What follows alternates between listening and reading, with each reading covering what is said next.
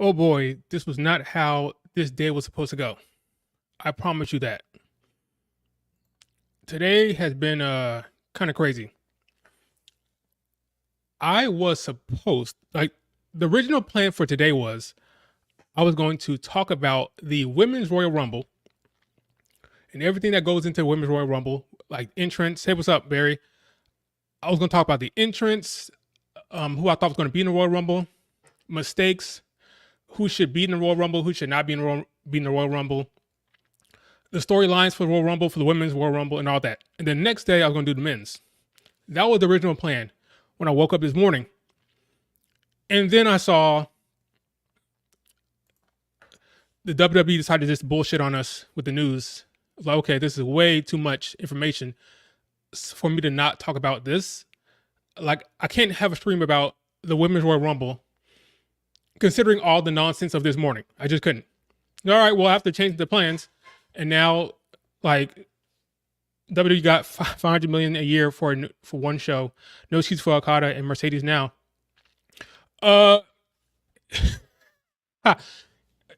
True.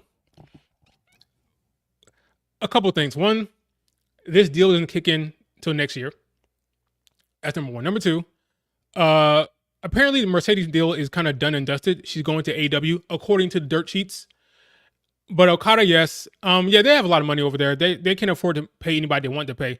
The issue for Mercedes was she was asking for so much more money than the next person. It would have been a problem. You're like resetting the market, right? Think about it in a sports sense. If every year, let's take NFL for example, every year quarterbacks get paid more and more money because they reset the market. So the next young quarterback that needs to get paid, he's going to get paid the most money. Then the next person comes up and gets paid the next money. Then the next person comes up and they get paid more money than that, and more money than that. So what she was doing was she was asking for so much more money than Charlotte and Becky that was going to reset the market. And then they found that if folks found out how much money they were going to pay her, when Bianca Belair's contract comes up, they're going to pay more than that. And then Becky Lynch wants to renew. It's like, hey, how much money are you paying Mercedes? What was that number? Okay, well, I want a little bit more than that. That's a problem. So at a certain point, you have to stop. You have to cut it. Like, we can only pay so much money because if we keep going, if we keep giving this person, if we get this person way much more than the next, then the next contract is going to be higher and higher and higher. So if let's say Charlotte was asking for $3 million a year, and she asked for 5, that's a problem. You can't do that. You're right. You know, if she's asking for a little bit more, maybe $250,000 more a year than Charlotte Flair, that'd be one thing. But if she asked for a couple million, they can't do that. They can't, because you're going to reset the market. The rest of the locker room are going to find out. You can't keep it a secret. They're going to find out how much she's getting paid. And then Becky Lynch is going to want to pay that much. Then Bianca Belair is going to want to get paid that much. And it keep going higher and higher and higher. So you got to cut it off at some point. But yeah, it's crazy, man. I was going to do the Women's Royal Rumble stuff today, but I can't do that now because of all this shit. And because it's so... Hey, what's up? Tosh. I think of you as Tosh. Because of all the news, I can't talk about the Women's Royal Rumble today, so we're going to talk about everything else. And because it was kind of last minute, I got to use Twitter. So I'm going to use Twitter to talk about all of this. Good thing I kind of chronicled this nonsense on my timeline, so I kind of just scroll. Okay, so what the F? How much money did Netflix give them? Well, $5 billion over 10 years. That's how much. Plus. So Netflix is getting Raw. What does that mean for you? It depends on where you live. So the question is why? Why is Netflix getting Raw? When it comes down to it, it's as simple as it is when it comes to business. Show me the money.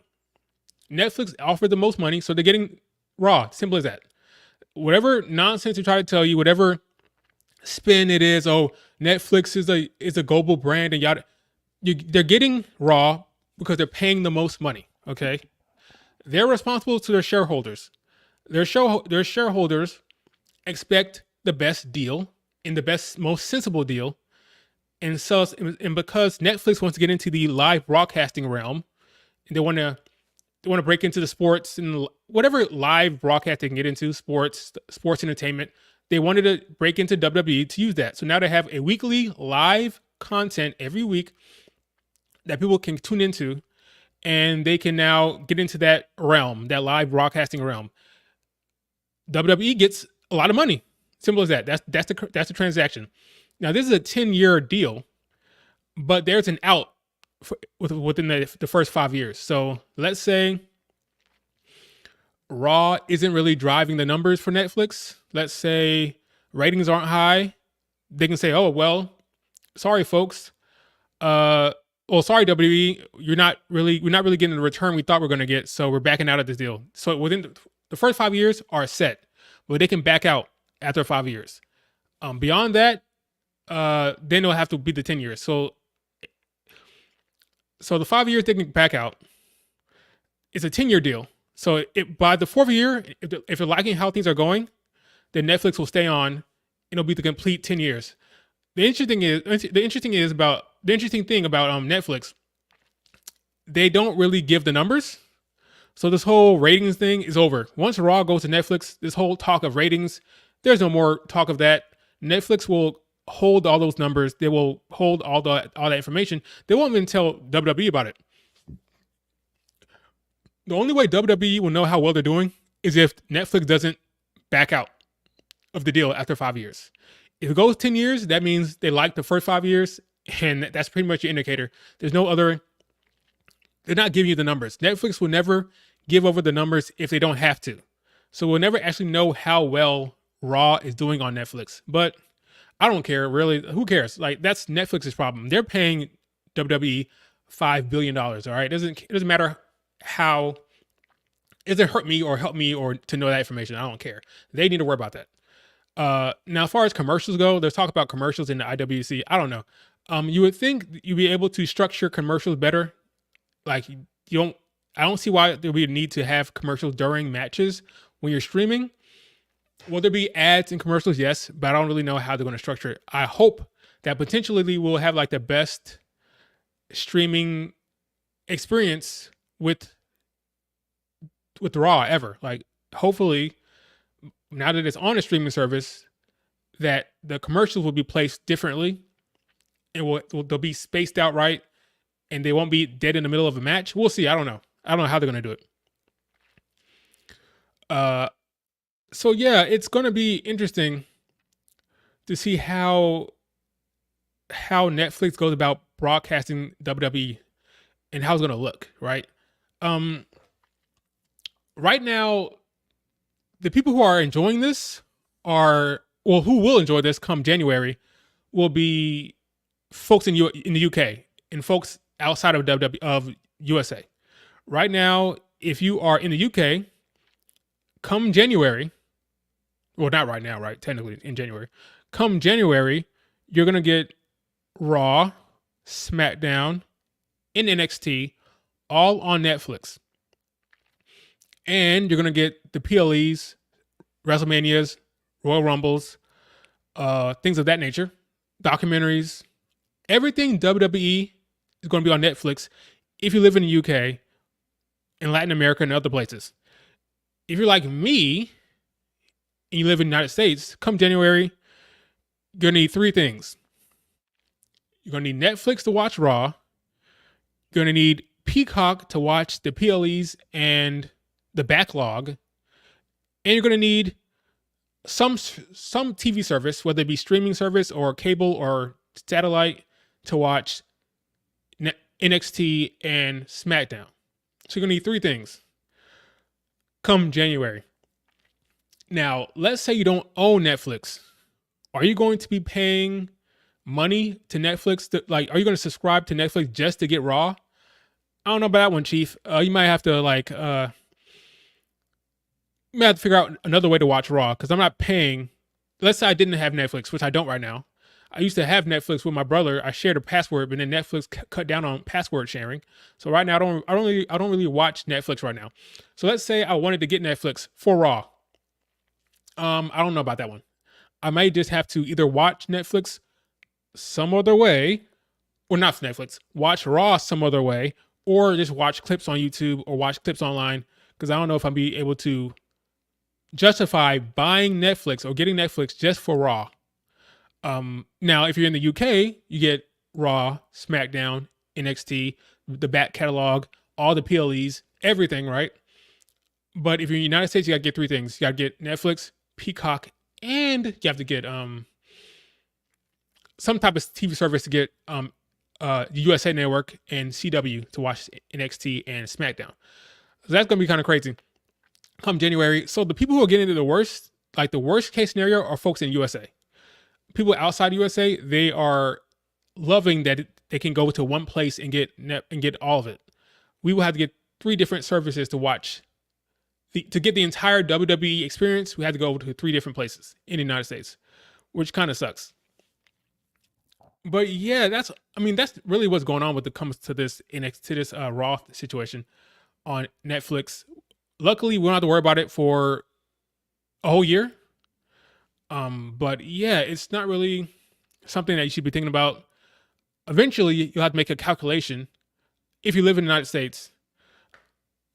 The ultimate goal for Netflix, I think, will be to get everything under one house. So they'll want, in the United States at least. So right now, Peacock has the back catalog and the PLEs and all the documentaries in the United States. So you live in America, you gotta go to Peacock. Eventually, I think all that will go to Netflix. So everything will be under Netflix house except for the live broadcast of SmackDown and NXT in America. That's probably the best case scenario, because then folks who live in America, we can drop Peacock. We can drop, that's it. We can drop Peacock. We still have to get Netflix though, but at least it'll be all in one house under one roof, and then you can watch Raw live. But that's really it. I can't think of anything else. Netflix is getting paid. No, Raw is worth $5 billion apparently. Not just Raw. Raw and all the back catalog in overseas. So that's the misconception. People think they're paying all this money just for Raw. They're not. They're paying it for Raw, and they're paying it for the back catalog internationally, and for SmackDown and NXT internationally. So that's a good deal for folks over there, but not for me who live in America. So that kind of sucks. But that's pretty much it. I can't really think of anything else unless you guys have something to say about that. It's not really anything you need to worry about for now. You can wait until January, then you can panic about whether you need to get Netflix or not. Right now, it's not really a big deal. So yeah, that's really it. It's not really that juicy going on here. I mean, it's a good deal for WWE. Whether it's a good deal for Netflix, I don't know. We'll have to figure out. I don't know how well it's going to do on Netflix. We'll see. I saw some people were saying, "Oh, this is bad because they're going to lose viewers." They don't care about that. They got paid. They don't care about how many people watch. That's Netflix's problem. They got $5 billion over 10 years. That's all they care about. Netflix is the one who has to worry about views. WWE don't need to worry about that. Netflix has to worry about that. So they don't care how many people watch. They're getting the dollars. They're getting paid. So they don't care about that. That's Netflix's problem. WWE just need to put on a good product and hope that Netflix are happy with it, so they won't back out after 5 years. That's pretty much it. So that is Raw on Netflix. Crazy times we live in. Let's move on. Let me see what else we're talking about here. Yeah, same old. $5 billion. Yeah, I already talked about that. Peacock will lose all that stuff, and it'll go to Netflix. Talk about that too. Let's talk about Kevin Patrick, I guess. Kevin Patrick got fired, basically. Not fired. He got demoted. Good old Kevin Patrick was a SmackDown commentator for a while now. People complained. Do I think he did a great job? No. Was it the worst thing I've ever seen? No. It was just fine. He was just all right. I mean, now here's the thing. Do you want just okay or mediocre for your broadcast? No. So I get why they're going to upgrade him. But I kind of feel bad for him. Like he's a nice guy. He seemed like a nice guy, doing the best he can. But yeah, I guess it's over for him. He's going to be replaced. We don't know who's going to replace him, but apparently after the Rumble, he's out of there. So it'll be Corey Graves and someone else. Who? I don't know. You guys can tell me who you want to see take his spot. But good old Kevin Patrick is going to be out of there. Kind of feel bad for him. Not gonna lie. I know some of y'all don't care, but I do kind of feel bad for him.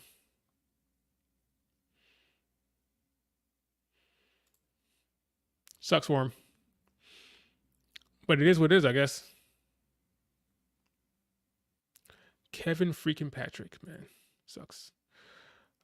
What else are you talking about here? Okay, The Rock. Where's The Rock? Skip over a card. Here we go. So The Rock went on First Take. Okay, first of all, he's on the board. So The Rock is on the board of directors for TKO, which doesn't mean that much. All it means is that he is now. I recently thought of a theory that would allow Bayley to win the Rumble, and I thought of a way she could solve the damage control turning her issue. What if Bayley joined forces with Becky and Bianca? Wait, let me make sure I understand exactly what you're saying here. I recently thought of a theory that could allow Bayley to win the Rumble and thought of a way she could solve the damage control turning her issue. What if Bayley joins forces with Becky and Bianca? Well, here's the thing. Becky is in a program with Nia Jax and Rhea. So that's one. Number two, Bianca could get involved, but they're going to need a lot of good storytelling to pull that one off, because Bayley has been a thorn in Bianca's ass for a long time. And Bayley has been a nuisance and a damn near. I mean, this is the same woman who orchestrated an attack that took Bianca took her off TV for a while. She's been a problem for Bianca for 2 years. So whatever turn they do with Bayley, it's going to have to be a very good one, very well told story in order to pull off the Bayley and Bianca working together storyline. But I'd love to hear that theory. Let me know what you think. What you're thinking, because that should be interesting. What was I about to talk about? Oh yeah. So The Rock, he's on the board, and what that means is he's just gonna give his insight, give advice, and vote on certain things for TKO, whether that be UFC or most likely more specifically the WWE. It's not really a situation of where he has any real power. He's there to give advice and to help grow the WWE and TKO as a whole. But it's really more about them wanting him. Like, they wanted him on the board because he's The Rock. He's a big name. He's popular. He's likable. So they wanted him. We want Rock on the board. Okay, what are you going to give Rock in order for him to be on the board? What does he want? They gave him complete control of the Rock brand, the Rock trademark. All right, Rock, we want you to be on our board. We'll give you the Rock trademark in its totality. So come on board. Okay, Rock agreed. That's it. So it's like a transaction, right? We'll give you this if you come on board. We can use your name, and we can bring you up and say, hey, we have the Rock on the board and all that stuff. Barry Allen, you're going to be very, I think I'm going to wait till tomorrow to talk about the Women's Royal Rumble, but you're going to be very disappointed, my friend. You're going to be very disappointed about Liv Morgan winning the Rumble. It's not happening. So he went on First Take and he said, so first of all, he's on the board. Not a big deal. He's going to give it his advice. They gave him his trademark. That's pretty much it. Now, he went on First Take and he said that him and Roman would be the biggest match in the history of WrestleMania. And he said he wants to main event WrestleMania. We basically said that. He didn't say that straight up. We basically insinuated that him and Roman are going to have this match. Now, a lot of people are panicking, thinking, oh, he wants to do it this year. I'm not so sure. He also said in the interview that he likes a long-term story. And he likes to build. I think it's very possible that this could be next year's main event and not this year, because The Rock is a busy man. He has a lot to do, and I think it's very possible that we can circle back to this since he likes the long story, the long build. Instead of getting himself prepared for this year, he can get ready for it next year. He even said that he was going for the head of the table, not the championship. He's been champion plenty of times. He doesn't care about the championship. He wants to be at the head of the table. So it's possible they can do a non-title main event with The Rock and Roman. It's very possible, all right? So this idea that Cody won't be able to finish his story, considering all the... I just cannot fathom them not letting Cody finish it this year, considering how they're leaning into it during the promos, talking about how The Rock is coming to replace you, Dwayne is coming to replace you. They're leaning into it, which made me think that they know that everybody talking about that. They know everyone's talking about it. So would they actually go through it with letting Dwayne Wade supplant Cody? I don't think so. I think Cody will finish his story, just like the whole ad for the damn video game. The entire 2K video game, they're talking about him finishing the story. He will finish the story, and then maybe we'll circle back to The Rock versus Roman later on this year when The Rock can prepare. He likes long-term stories. Okay, tell the long-term story. Start it now. You can come back to it next year at Mania 41.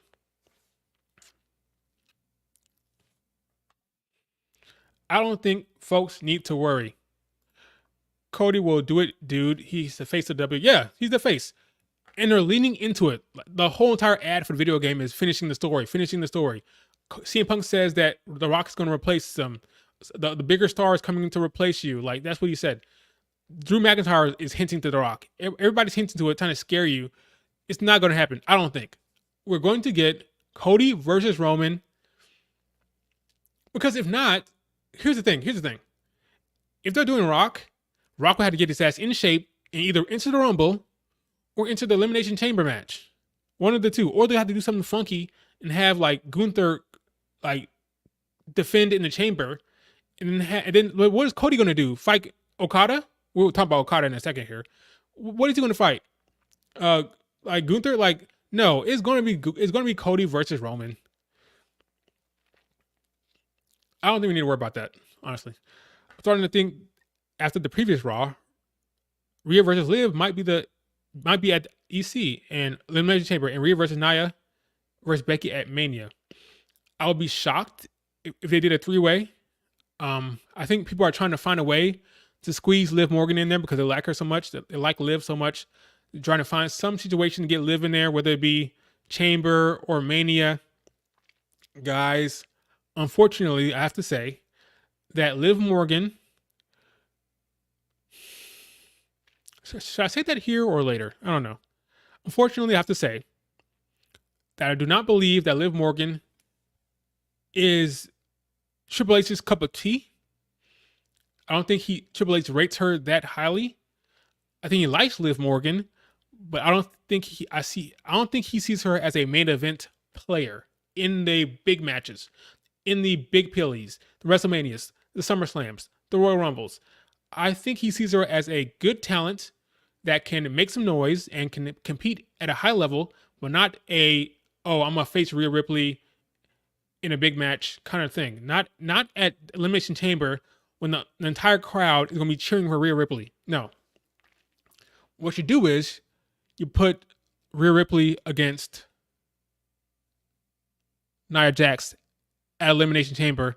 That way, the crowd is booing Nia Jax very loudly and cheering Rhea Ripley. She's going to be the babyface there. That's what you do.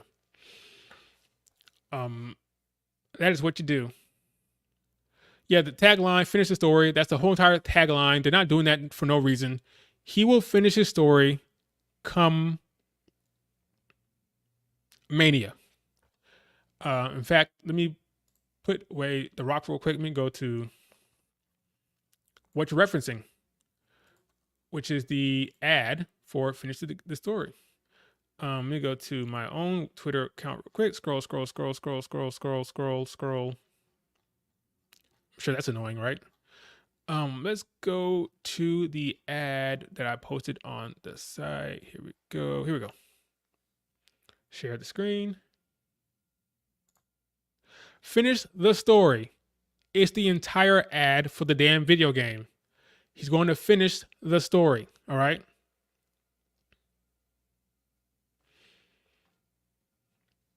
The story will be finished. So don't let The Rock scare you. Okay. He said he wants a long-term story. He likes a long build. I would not be surprised if we get Rock versus Roman next year, but this year Cody finishes his story. Just because he's on the board does not mean he has the power to make any decisions, okay? The one man who can decide who is in the Mania main event is Triple H. He is the head of creative, okay? The board does not sit around they don't sit around and gather around and say, hey, who's winning the Rumble this year? No, that's not what happens with the board, okay? They're talking about TKO, big picture, global matters when it comes to building the brand and outreach, stuff like that. They're talking about headquarters, stuff like that. They're not talking about who's winning Mania or who's winning the Chamber or who's winning the goddamn Royal Rumble, okay? That is Triple H's job. Just because The Rock is on the board does not mean anything, okay? They're not talking about creative, okay? That is Triple H's job. Hunter is in charge. Now, he can talk to Hunter because he's going to be in the board. Since he's on the board, he can talk to Hunter. They can have conversations. But at the end of the day, it's Triple H's decision. Period. And if Triple H wants Cody Rhodes to finish his story, guess what? Cody Rhodes will finish his story. And The Rock can get his whole entire body ready next year to main event with Roman for the seat at the head of the table. All right? Hey, Dan, what's up? Dan, I might have to talk to you about something later on about not here about. I need to ask you about something else. I'll reach out to you probably sometime this week and ask you something. I think Rock is aiming for WrestleMania 41, where it can be just about him and Roman, who by that point will be nothing, no title. Yeah, we'll have nothing, no title, no bloodline, no control or story. Yep, Rock's time to take. Yep, and then Rock can actually win that match. Because if The Rock is facing Roman for the title, The Rock is losing. But if The Rock is in a non-title fight for the family or the head of the table, then people might think, oh, Rock might win this. See, with the Roman versus Rock for the title, it's a foregone conclusion. Okay? It's a foregone conclusion that The Rock is going to win if it's for the title. But if it's non-title, if it's for the seat of the table, then The Rock can win. And that's more entertaining for The Rock because The Rock probably wants to win the match, honestly. Knowing The Rock, probably wants to beat Roman Reigns. Wow, so The Rock and Roman will be much bigger build up? I would think so. The Rock likes to tell, if you listen to the First Take story, his First Take interview, he said that likes a long build, a big build, likes to tell a story. He wants a global outreach, right? Well, where is Netflix going? Where's Netflix going? Next year, WrestleMania will be on Netflix across the world and Peacock in America. So potentially he may want to wait until next year where WrestleMania 41 will be on Netflix across the world. So maybe he thinks Netflix has more reach, which it does. So he says, okay, let's wait until next year when WrestleMania is on Netflix worldwide and on Peacock in America. That's a big reach. That's a bigger reach. And we have more time to tell a story, and I'll have more time to get in shape and ready to go for that PLE. That's what I think. So we'll need to worry about. So Cody fans need to chill. All right. The story will be finished. There's no need to panic. I don't think.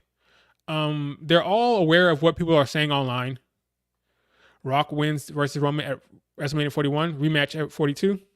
UK, please. Yeah. I think The Rock can win. And then if The Rock wins, then tell a bigger story next year. Now, I don't know if I want back-to-back main events for Roman versus The Rock. How old is The Rock right now? How old is he, The Rock? The Rock says, no, you damn roll. How old is The Rock? The Rock is 51. So yeah, 52, he can still go. 52, 53, yeah, he can still go. He still be able to go. He's not in his 60s, right? He should be able to go for Do I want to see 2 straight main events for Rock and Roman? Probably not. But 52, 53, he can go. I'm not worried about that. So yeah, that's the whole thing. He went on First Take, talked about him, like, he's also talked about how he was like the first person of color to get like his rights and all that stuff, like not the rights, his trademark and all that stuff. It was a nice little interview. They gave him a lot of props and bigged him up and all that stuff. So that's great. But I'm not too worried about Cody. He will finish his story. Don't let the IWC scare you into thinking that he has some kind of power now to change things. He doesn't, okay? Cody Rhodes will finish the goddamn story, for the love of God. I don't want to hear about Cody not finishing the story. He'll finish the damn story. He will finish the goddamn story, okay? Now let's talk about Okada really quick. Not too long. Let's talk about Okada. So my man here is a face of New Japan, all right? And he now wants to go to the States.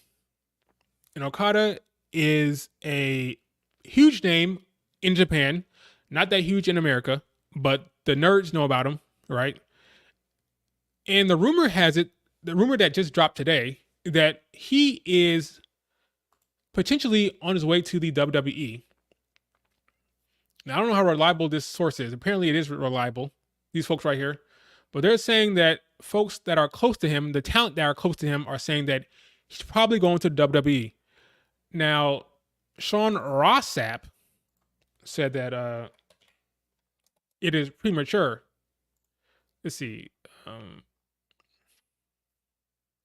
Let's see. Oh, look, details about Cody versus The Rock, or Cody talking to The Rock. Details on Fightful. I don't have $5 to pay for that. Sorry, dude. Where is the? Okay, here it is. Here it is. Sources across WWE, AEW, and New Japan have claimed to Fightful that reports on of Okada to WWE are premature. Premature is an interesting word.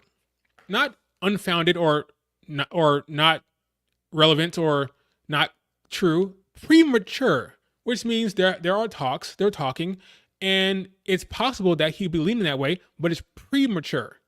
I think that's an interesting word to use. I'm starting to believe this may backfire on me, but I'm starting to believe that it's possible that this man could be the WWE. If he wants the Royal Rumble, if he wants the WrestleMania spotlight, the WrestleMania match, the WrestleMania stage, he can go. That's the only place you can go, okay? It's about prestige. The Mania has prestige. It's been around for years and years and years. AEW has nothing like that, okay? They don't have any big stage that has prestige. They have All In Wembley. They don't have the prestige event, the thing that people grew up watching. People grew up wanting to wrestle in WrestleMania. They grew up idolizing that stage and wanting to be there, okay? No one grew up watching or wanting to be in AEW because there wasn't an AEW back then. So there's no, like, dream of AEW. They dream of WrestleMania. If he grew up in Japan and he dreamed of WrestleMania, you can always hold that dangling over the talent's head. You can always reel in the talent, reel him in with the WrestleMania tease, okay? If they promise this man WrestleMania, AEW fans are going to be crying because he's going to WWE. What do you think about JD from New York? Do I know his channel? Yes. Do I watch his channel? No. So I don't really know what he's talking about over there because I don't follow what he says. But I'm aware of his existence. I am. So yeah, Okada to WWE is a real actual thing that is possible. I think they're gonna roll out the red carpet for him. Between Julia and Okada, I think they're really trying to make waves in Japan in terms of talent. I think they're gonna treat him like a massive star. For me, if it happens, it's a grace period to stabilize him to the machine and come to the Rumble. Come to the Rumble. He should be in the main roster. Yes. I'd even have him versus Seth at Mania or Cody. Yeah, or Gunther. If they can get him for Mania this year, you can do Gunther. You can do Cody gonna finish the story, but you can do for Mania this year. I'll do Gunther. You do Gunther, you can do Shinsuke. There's matches for him at Mania, and I think they should roll out the red carpet, give him the great entrance, give him a great presentation. 'Cause that's the one thing WWE can do better than AEW for sure is presentation. They can make him look like $1,000,000.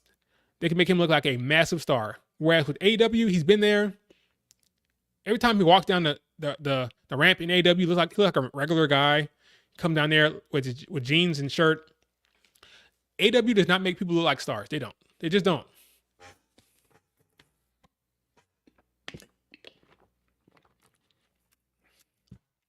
He's gonna look like a regular guy in AEW. But in WWE, they're gonna make him look like a massive star. Did you guys know that he is 0-3 in AEW? 0-3. He has not won a single match in AEW with this whole New Japan AEW partnership. He's 0-3.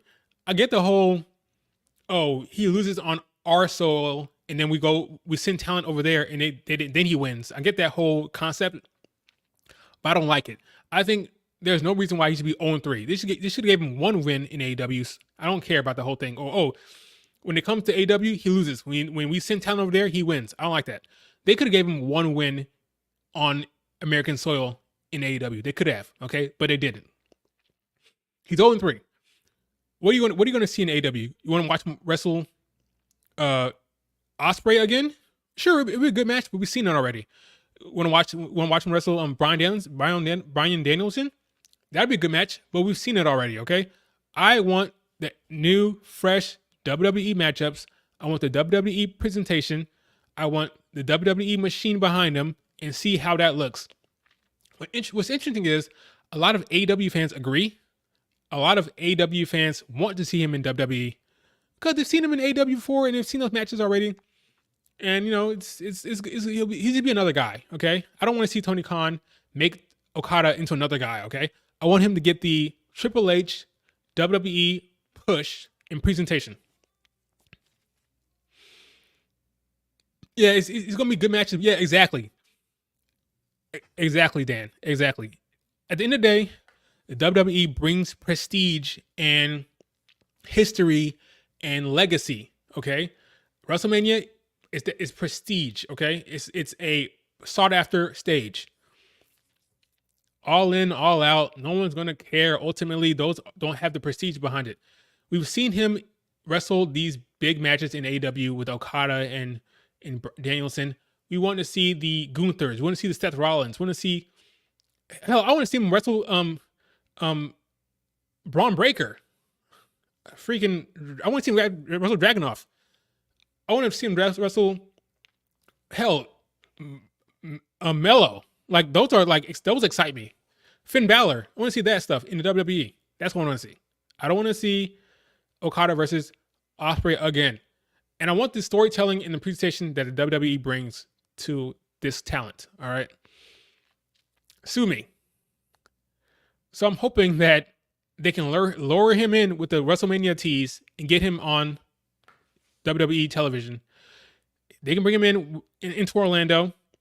He can work NXT for a short stint, fight NXT champion, fight Braun Breaker, do stuff like that. Awesome matches.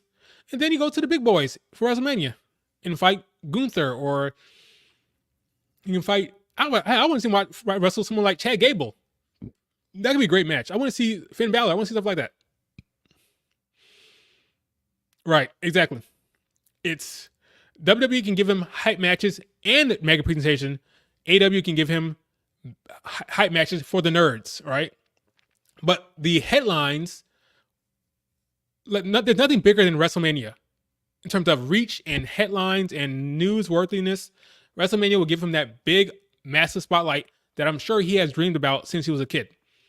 AEW will give you the good matches that the nerds will talk about online, and I'll be there.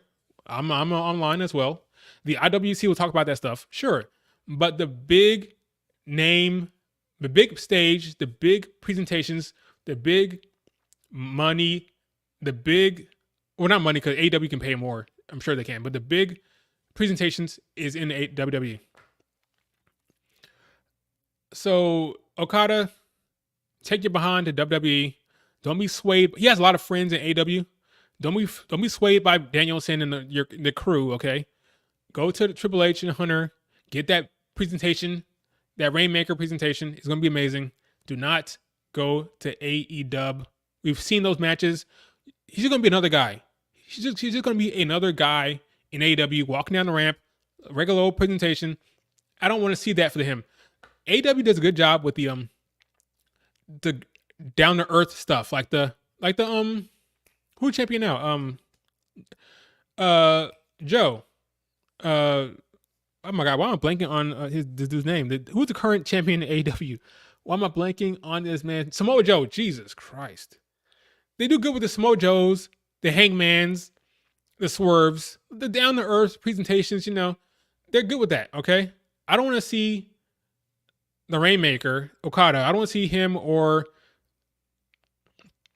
like a Roman Reigns, or I don't like to see those people. I don't want to see those people in AEW. No, they can have the Danielson, they can have the Eddie Kingston's, okay, they can have those people, but I don't want to see this guy in AEW. I don't.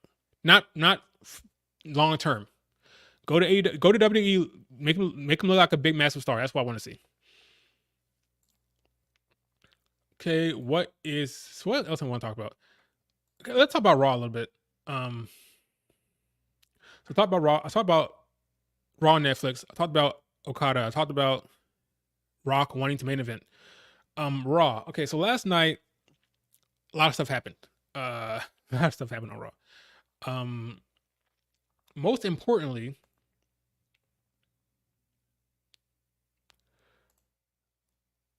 Cody versus CM Punk promo. I just feel like he would be like their Sting, the legend that with great matches but nothing evolving to the character. I agree. It's just be a good match guy. We need a good match. Bring in Okada for the good match. No real like story, just good match guy. And I don't want to see that. But that's just me. Maybe that's just me. And you obviously, but other people as well. All right, so a lot of stuff happened on Raw yesterday. So we had this situation here between Seth Rollins and Gunther. So Seth Rollins came down there. He said, all right, guys, got some bad news. I won't be wrestling anytime soon because I have a messed up knee. And I will be out for 3 to 4 months with surgery. And then he came out, and then Gunther came out there and said, this is like the first time they've been in the ring together, which is kind of weird. Like Triple H does a good job of so this is a good thing about Triple H's booking. He keeps the big stars away from each other. So when they come together, it's a big deal. Like I didn't even realize that they did not have this type of moment before. They've been avoiding each other. Similar to what he's doing with Rhea Ripley and Bianca Belair, if you haven't noticed. He has these big stars, he builds them up, he keeps them away from each other. So when they come together, it's like a massive deal. So you have Gunther versus standing across from Seth Rollins, which is a big deal. Seth Rollins comes out there and says he gives an intentional timetable of 3 to 4 months. So people think, oh, he may not make it for Mania. He's stretching the truth there, I think. I believe the only real reason you have that type of promo here is if he knows that there's a good chance, not 100%, but there's a solid chance that he can get back. So that's why he went out there and said, I'm going to be back, yada, yada, yada. Because it's going to look really bad for him to cut that promo and then come Mania, oh, sorry, Seth Rollins out. That's going to look bad. I think he talked to doctors, and they've told him, you can probably be back with rehab. You can be back in like a month or two. So, all right, I'll do that. I won't wrestle. I'll rehab, and I'll get myself ready for a Mania. So that's what I think is happening here. Gunther looks like $1 million. He stands up to Seth Rollins. Is Gunther going to win Royal Rumble? No, but you get the tease of a future feud. Have two Titans in the ring together. It's a good luck for both of them. Seth will be back. Gunther will ultimately be the champion eventually, but this is probably a post-Mania feud. Gunther versus Seth in SmackDown Dark match? I had no idea. That is news to me. There was a dark match between Gunther and Seth Rollins. I thought Gunther was coming to write him off television. He thought he was going to come in there and beat his ass. I mean, that's possible. The problem with that is and it's not a problem with that actually, but an issue. Damian Priest a lot of crap online because they think. I agree with them. I agree. It doesn't make sense kayfabe wise for Damian Priest not to try and cash in here. This is the perfect time to try to cash in. Now you could maybe argue that Damian Priest is not going to cash in because he knows that Drew McIntyre was screwed up, because it seems like every time he tries to cash in, Drew McIntyre is there, either interfering in some way or preventing it somehow. So it's possible he thought, I'm not going to bother cashing in on him because I know what's going to happen. Drew's going to come down there and screw it up. So I'm not going to cash in because Mr. McIntyre. If it was anyone else but Seth, a guy built on the same drive, Triple H and even HBK.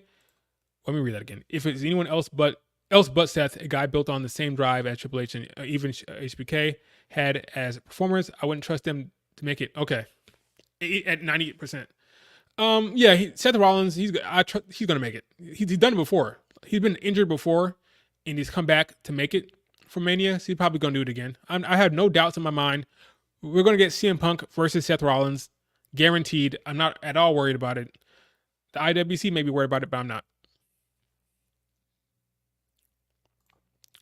Gunther really hasn't defended at the Royal Rumble? Last year, no. This year, no. He's going to have a good performance at this year's Royal Rumble, too. Didn't he perform in the Royal Rumble? Or he hadn't defended at the Royal Rumble? You're right. Yeah, that's true. Yeah, he hasn't defended his. Was he the champion last year for the IC title? I guess he was. Yeah, he's not defending. He's going to be in the match as the champion, trying to get an opportunity to be a 2-belt champion, because he's not expecting to lose that belt anytime soon. He's expecting to have the IC on one shoulder and the WWE Championship or the World Heavyweight Championship on the other shoulder. So that's kind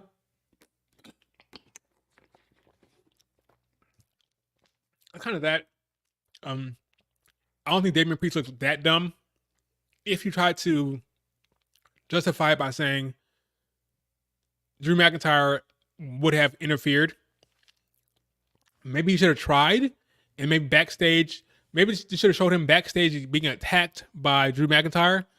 That way you can say, oh, that's why he didn't cash in, because Drew McIntyre was attacking him. Yada, yada, yada. No.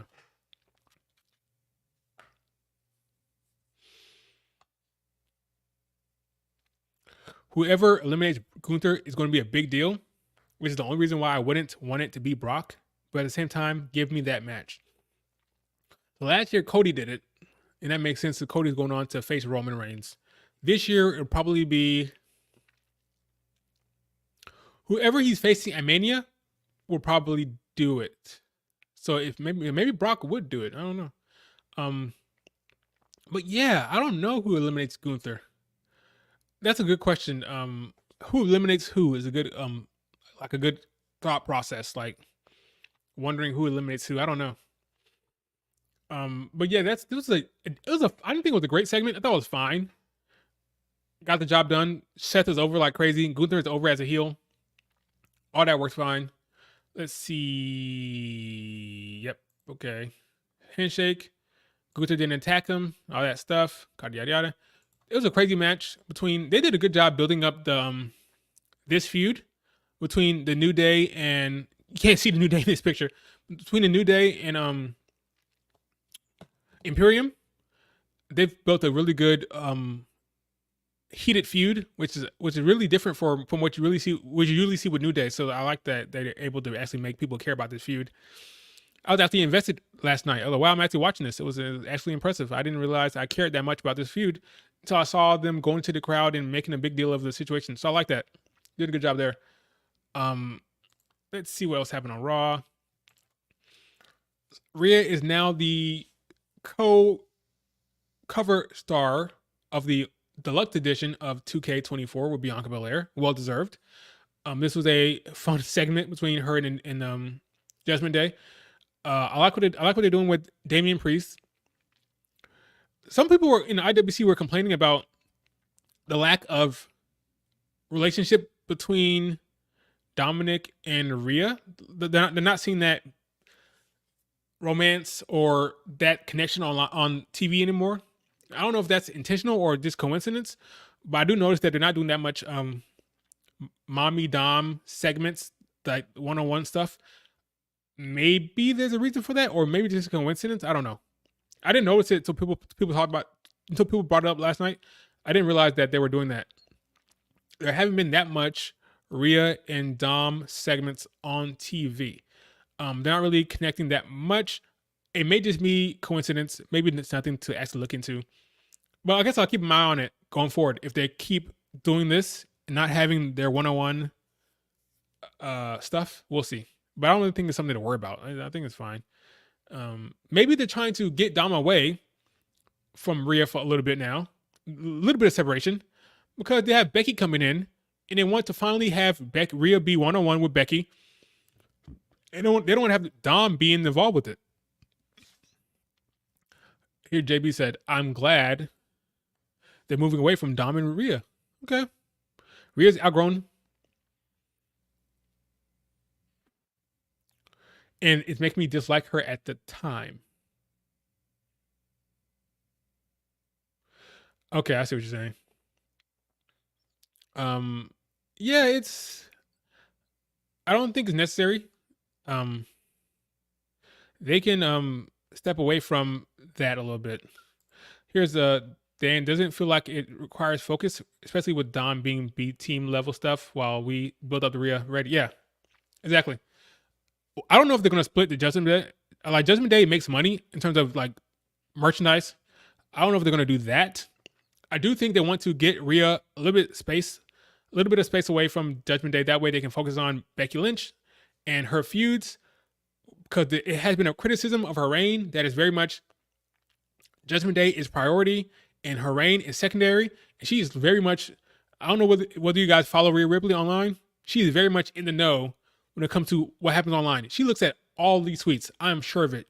She is so aware of what's happening online.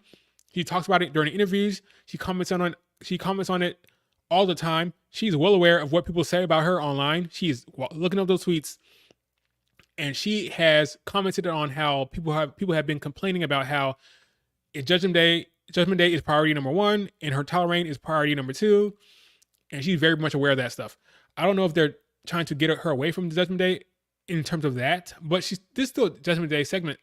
So I think Dom and her are taking a little bit of a break because they're going to bring in Nia Jax and Becky Lynch, and they kind of wanted to be one-on-one. Like, let Rhea stand on her own against these women without having Dom in the corner. But that can change. But yeah, it's interesting. We'll see what happens with Dom and Rhea going forward.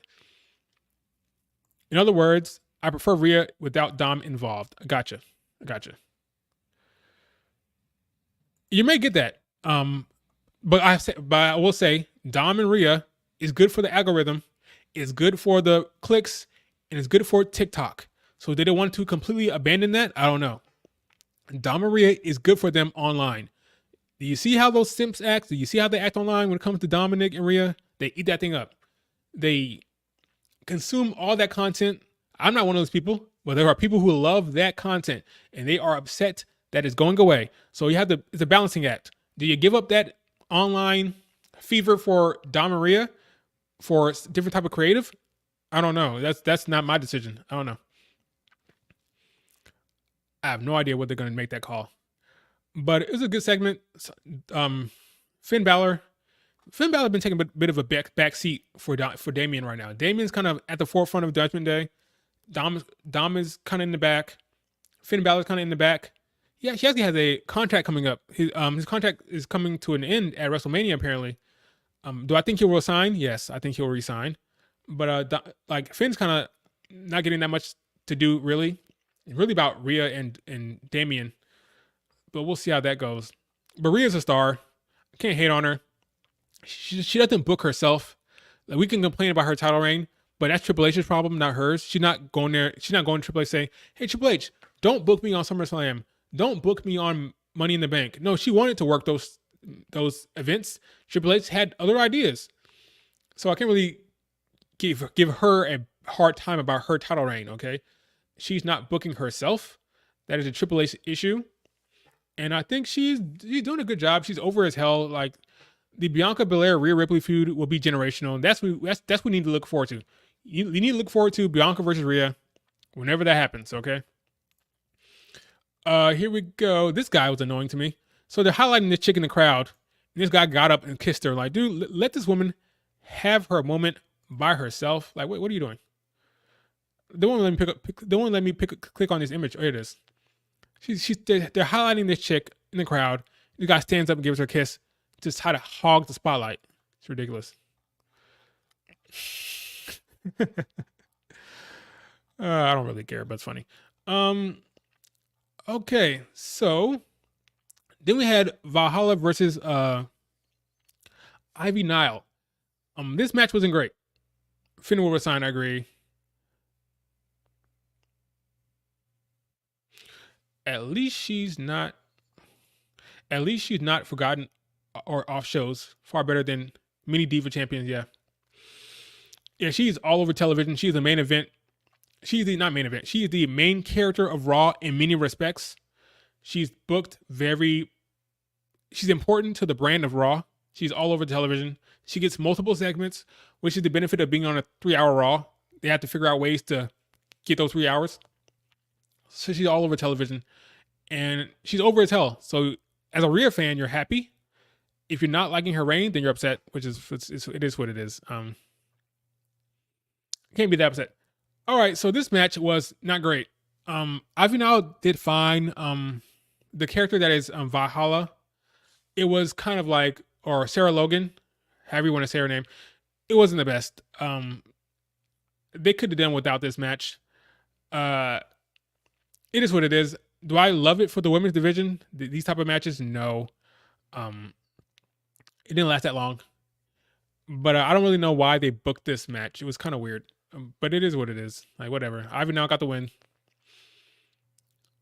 Oh, here's the thing. So, Damage Control was on Raw. And that's when I found out how much of a mark I was. Because I was watching Raw. In the corner of my eye, not the corner of my eye, the corner of the screen, I saw Damage Control. And I literally yelled. I didn't yell. I said very loudly in a room by myself, Damage Control. And that's when I realized that I was a mark. Because I was very excited to see Damage Control on the screen. So much so that I yelled their name out loud. Or at least I said the name out loud. I didn't yell it. But let's just say I surprised myself at how excited I was to see Damage Control on the screen. So yes, I am a mark. A complete mark for Damage Control. So they're in the background walking around. So I'm guessing, okay, they're going to... When I saw this, I thought to myself, okay, Bayley's going to confront Rhea, and Damage Control will, I wasn't thinking about the tag team picture at all. I was thinking about Rhea Ripley and how Bayley was going to confront her, which actually didn't happen. So I was wrong about that. Control your damage. Damage Control will cost Bayley. I agree. So we're going to talk about that here in a second. Let's just go straight to, let me skip all this. Let's go straight to Damage Control. Okay. So there's a lot of people in the IWC who are convinced that Damage Control are going to win on Friday. I am convinced that they will not. I am convinced that Damage Control will for sure lose on SmackDown. And I gave the reason earlier on Twitter. See if I can find it real quick. One of the reasons for yesterday, I said that Wrestling 101. See if I can find that tweet. Here we go. Not play because I don't want to get copyright strike. Professional Wrestling 101. Okay. When the challengers, before the big match, walk around with the titles and brag with it or dance with it or show it off, typically 9 out of 10 times they will lose. Why? Well, they are giving you the money shot. Okay? They're giving you the championship shot. Okay? There's no reason to do this if the challenger is going to win. Okay? You want to hold this visual until they actually win the titles. That way you don't have two sets of photos where they both have the championship. Like, wait, which one was the one where they won the title? Like, that's confusing, right? You save the money shot for when they actually win the title. So every time when they do this, when they have these money shots where the challenger is holding the belt before they won the damn championship, typically 9 out of 10 times, 19 out of 20 times, they will lose. Okay. Here's Asuka doing the same thing to Bianca last year, dancing with the title. Okay. They will lose. This is right before WrestleMania. The heel has the belt. Oh, I have the championship. I'm dancing. They're going to lose. Okay. It happens every time. Here's Becky Lynch. They lost. They're giving you the money shot before the big moment. That leads to a loss. The ghost win effect, yes. Like 3 count with no ref. They're going to lose. Okay? So that's one. That's the first tell. The first obvious giveaway. Second thing. Second thing is, they've been doing a good job. Let me see if I can find. Scroll. Luckily, I'm not worried about anything that I tweeted. Here we go. They've been doing a good job promoting these two, giving these two vignettes and backstage segments and NXT style promos where they're talking about these Katana and Kaden and Katana chants. They're trying to build these women up as a legitimate tag team in the division. They're not going to put the belts on them that quickly and take them off right away. They're giving these women, they're highlighting them. They're giving them segments. They're giving these women vignettes, the party girls, okay? They're not going to take that away, rip the rug from under them that quickly, okay? These women are going to be champions for a bit. Not a super long time, but a bit. They are not going to take the belts off of these women come Friday. Now, here's the last bit of evidence. The image I just showed you, which was the take home of Raw. Here we go. Right here. They attacked the life of the party after the match. So, Indy and Candice LeRae, that's her name. Indy Hartwell and Candice LeRae, they had a match against Zoe Stark and Shayna Baszler. Shayna and Zoe won, which is the right decision. And then after the match, life of the party came into the ring to show off their belts, and then they got attacked from behind. So you're telling me, life of the party, which is not their official name, that's the name I gave them, life of the party. It should be their name. Life of the party. They get taunted with their belts on SmackDown. They get attacked on Raw from behind, and then they're going to lose on Friday? Come on, guys. Come on. It's obvious. But so many people in the IWC don't see it that way. But we're a smart community here. We're smart viewers of the content. They're going to lose. Okay, I would be shocked. Let me tell you something right now. If the Kabuki Warriors are champions on Friday, I will be floored. I will be so goddamn shocked because I don't see it. Let's see what Barry Allen has to say. Here's what's going to happen. I'm predicting it. Bayley will cost the match. I agree. That's what I think is going to happen. Yep. Turn down Bayley at the Royal Rumble. Yes. Oh, you think they're going to eliminate her? Okay. So that's the thing about the Royal Rumble. I'm not convinced that they will eliminate her. Do I think on SmackDown Bayley will cost them the match? Yes. Do I think they'll blame Bayley? Yes. Do I think that Bayley will be eliminated by Damage Control? No. Because at that point, Bayley's on the alert. I would be more convinced that they would eliminate Bayley if the Kabuki Warriors won. If they won the titles on Friday, then that would set Bayley up to think, yes, my plan is working. EO has the title. The Kabuki Warriors have the tag team titles. Now I'm going to win the Royal Rumble and face Rhea. She'd be happy and she'd be excited. And that's why I think, wait a minute, they're going to turn on her now. She would not see that coming.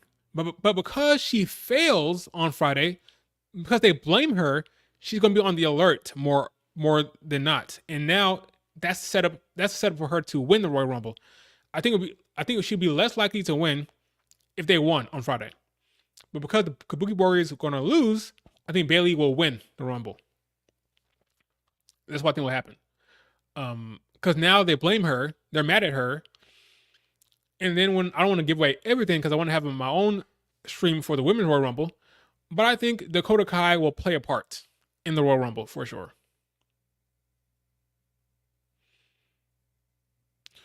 Interesting tweet from Alex Sherman. Confirmed that there will be no commercial breaks during ad-free Netflix subscribers. For the ad-free Netflix subscribers, there'll be no commercial breaks. So when will... Interesting. So will they... I'm not 100% familiar with ad-free Netflix. So if it's a live broadcast, will commercials just pop up out of nowhere randomly during the broadcast? Or will they still be... Will it still be structured for the commercial to be not during the matches? I guess that's what I'm saying. I don't know how ads work with Netflix. If it just pops up, because it's a live broadcast. So what happens if it just pops up during a promo or during a match? Like, how does that work? I don't know. For me, the turn/kick out will come at Elimination Chamber. Rumble will just be the final straw, and the rest of the group will decide within if Bayley if Bayley is a weak link in the chamber match, she's out. So you have Bayley not winning the Royal Rumble, right? That's gonna be tricky for me. That's tricky. I'm having a hard time picturing the Royal Rumble winner picking Rhea, and then the chamber winner going after Io Sky. I think it makes more sense to be flipped. Because everyone right now is gunning for Rhea Ripley. And if you're gunning for Rhea Ripley, it makes sense to swerve it and have the Royal Rumble winner go after Io. Especially when Becky Lynch has said herself that she wants to compete in Elimination Chamber. She says she wants to win Elimination Chamber and face Rhea. And I don't see, if the plan is to do Rhea Ripley versus Becky Lynch, I don't see why you wouldn't give her that. Like, why not? She's already won the Royal Rumble before, so why not give her the... She's already won the Royal Rumble. She's never competed in an Elimination Chamber match at all. Never. So why not give her that experience and give her that win so she can then take that to face Rhea Ripley, and then Io will face the winner of the Royal Rumble, which would probably be Bayley.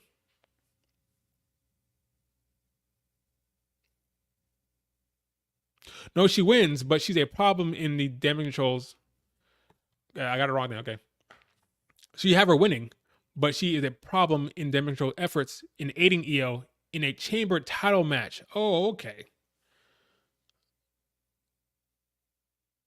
Huh. Wow, I got to hear more of this fancy booking, Dan. So you have Io, you have Bayley winning the Rumble. But in a chamber, Io's going to defend, or will she just defend at the chamber? I'll have to talk to you about this later. That's interesting. I haven't heard that take before. Because most people think that Becky's going to win. Not most people, but some people think Becky's going to win. I've heard Bayley wins. I've heard Becky wins. I've heard Liv wins. I even heard some Nia wins, which is kind of crazy. But I think tomorrow I'm gonna do the whole Women's Royal Rumble video, like entire stream, just Women's Royal Rumble. I'm gonna talk about all of this. So the Kabuki Warriors are losing. They're losing for sure. I'll be shocked. What else happened? I think that's really it. Like first Raw. Oh yeah, it was not it. This face off between Cody and the big talking point, Cody versus CM Punk. Good promo. Great promo. Is it a promo of the year so far? I don't know. I keep forgetting what happened this year. It's a good promo. I like that they brought up the history before, like the OVW history. There's a lot of people who are upset that they didn't talk about AEW. Folks, for the love of God, the IWC has to realize that they're not going to be talking about AEW. Just not. It's not necessary. There's history before AEW. There's history beyond AEW, and they don't need to bring up what happened in the secondary promotion. They don't have to. They don't have to talk about that. They didn't even cross paths in AEW. Not once did they share a screen in AEW. So why are they bringing up AEW? Why are they talking about that stuff? Let it go. They're in WWE now. Don't need to talk about AEW stuff. They don't. They do not. I saw somebody online talk about this. I forgot who it was. They have like this little brother complex where they feel like Big Brother has to talk about them. They don't have to talk about you. They don't need to talk about you. They don't want to talk about you. Okay? Let it go. There's no AEW talk that's going to happen. That's going to be in your face. It may be subtle, but they're not going to be talking about AEW anytime soon. Okay? That's what AEW does. AEW talks about WWE. AEW will talk about backstage stuff. They're not going to talk about that stuff like that, okay? WWE will reference it, but they're going to keep it in-house. It's going to be about WWE storylines, all right?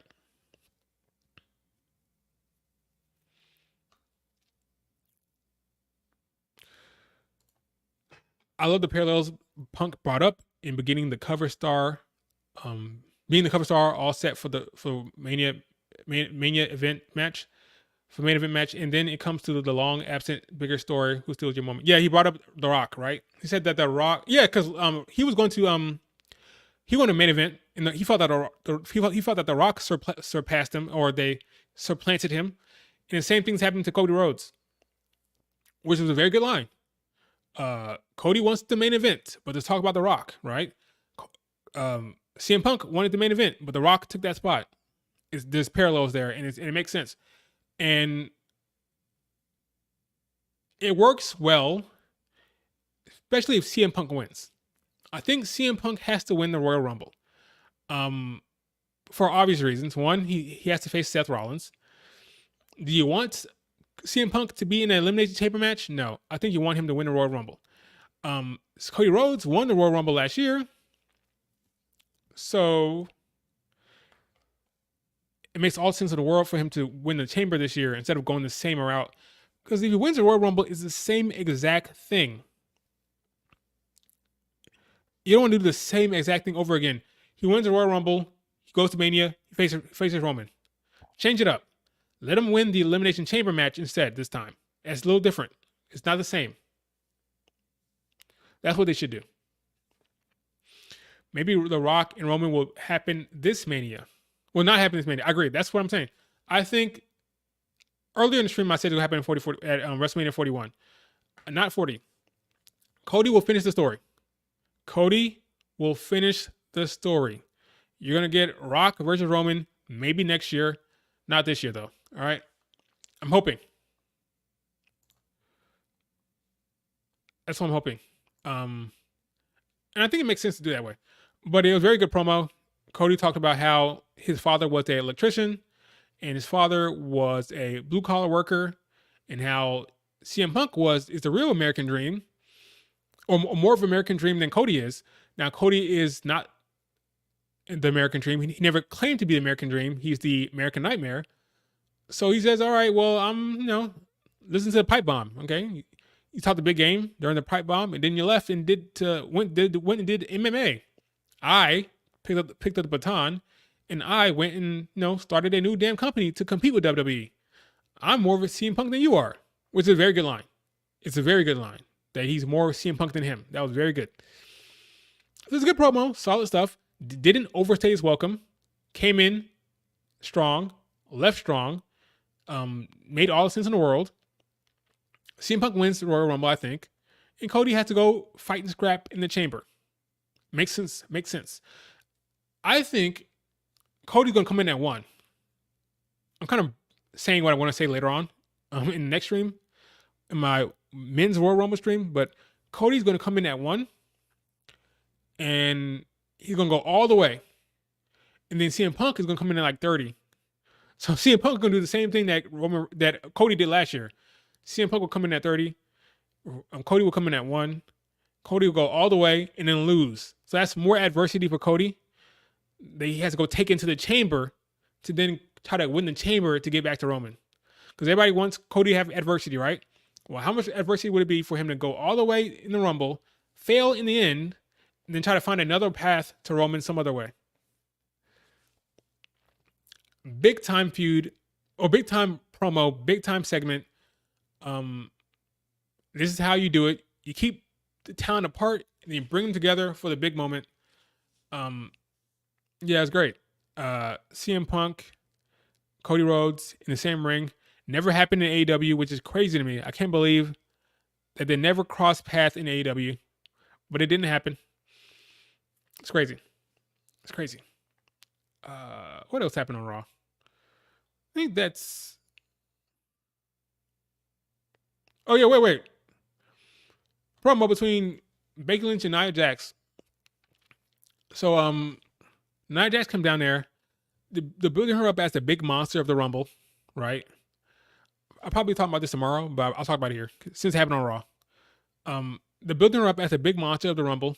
Becky Lynch sees her as the woman that she has to eliminate to win the Royal Rumble. Then Bayley comes down there, and Bayley gets squashed by Nia Jax.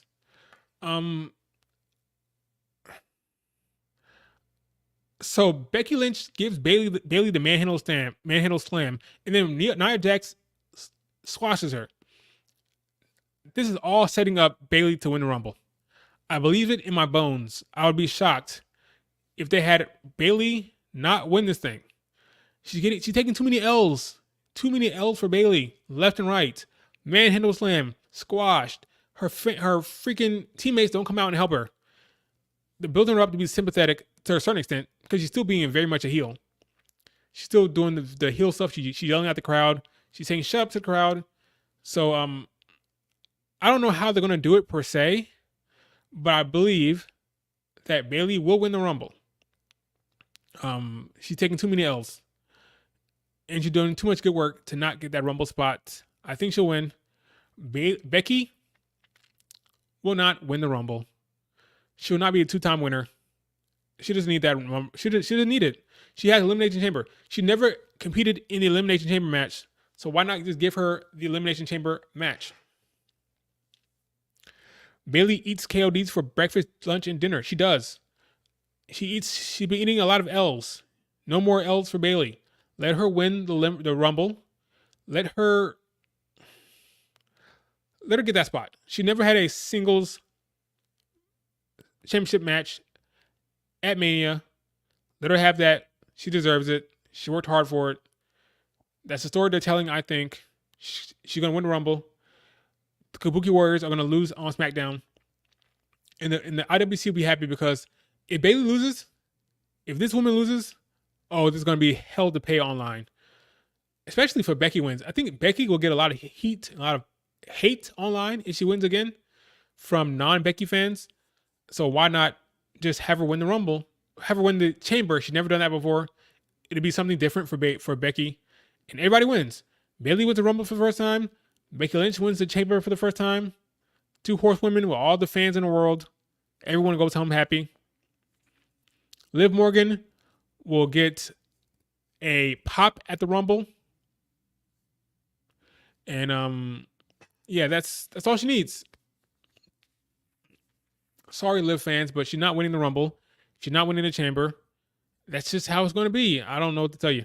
But no Liv Morgan Rumble victory. Sorry, folks. What am I getting on my ads? Nothing here. Okay, cool. Before I wrap this up, let me see if there's any other news coming up here that I didn't talk about. Matches will be scripted around commercial breaks. All right. Wait. This is news. Matches will be scripted around commercial breaks to satisfy ad-free customers. Okay. Awesome. Who will see continued action from live matches that aren't important to the outcome, such as wrestlers in sustained headlocks. Okay, this is good. So let me get this straight.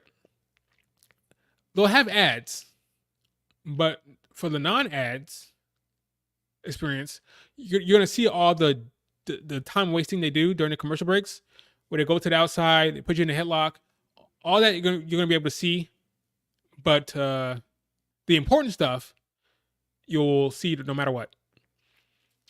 So basically, like the whole picture-in-picture thing they do with commercials. Now you're going to see that widescreen, which is funny. So yeah, so it's not really different, really that much different from what you get now. Only difference is it'll be widescreen, and it won't completely cut to commercial break. You'll get to see that if it's no ads. Yeah, basically the same content if you were there live watching from home. Yeah, right. So instead of cutting away, they'll still give you the feed. You'll still get the feed, but they won't be doing anything important. They'll fill you in to what happened. If there's any type of big spot, they'll fill you into what happened. So basically, it's kind of the same thing, but it's definitely be a better experience. You'll feel like you're watching a full match. So that's probably good. I got Netflix already. Oh, yeah, apparently, yeah. So apparently, you can if you have T-Mobile, which I have, you can get Netflix for like a discount or free. I don't know yet. I have to look into it. But this isn't until January. Grand Theft Auto Trilogy. I got Netflix already to play Grand Theft Auto Trilogy. Definitely definitive edition for both for free. Okay. I saw people talking about that online about GTA. Here's good news. All right, so it's the same situation basically, nothing different. Headlocks. So headlocks are not important, folks. Officially, headlocks are not important. Let's see. Kevin Dunn is gone from SmackDown, and Jim Ross has not yet signed a new deal for AW. Kevin Patrick said Kevin Dunn. Kevin Patrick. Oh, is it saying Kevin Patrick might go to AW? We'll see.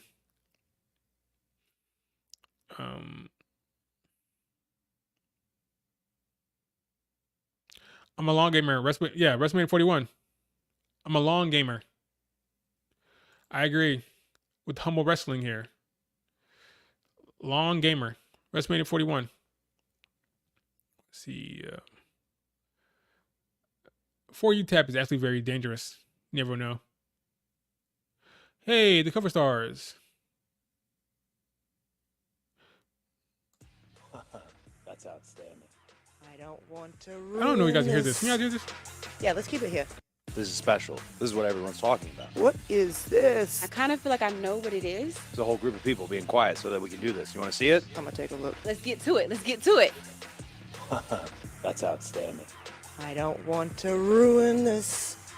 Yeah, let's keep it here. Let's keep it. Yes! Look at that gun show right there. I don't know if that's legal. Is that legal to put on a cover? And then we have my glorious face that Dom Dom loves and everyone else loves too because Mommy They're in character is now. always on top.